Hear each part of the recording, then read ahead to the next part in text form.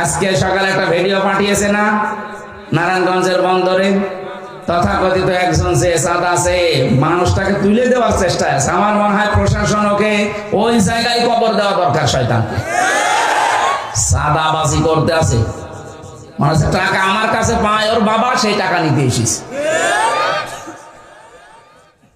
জামাত ইসলামী বাংলাদেশের শ্রদ্ধাভাজন আমির ডাক্তার শফিকুর রহমান ঘোষণা দিয়েছেন, যদি ইসলাম এদেশে আছে সর্বপ্রথম বন্ধ হবে এদেশ থেকে চাঁদাবাজি।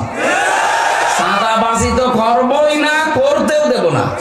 আর আমরা এইটাই চাই, কথা বলেন না কেন? এটা যদি বন্ধ হয়ে যায় না, বহু ধনী মানুষেরা হাফ ছেড়ে বাঁচবে। চাঁদাবাজি করতে আছে।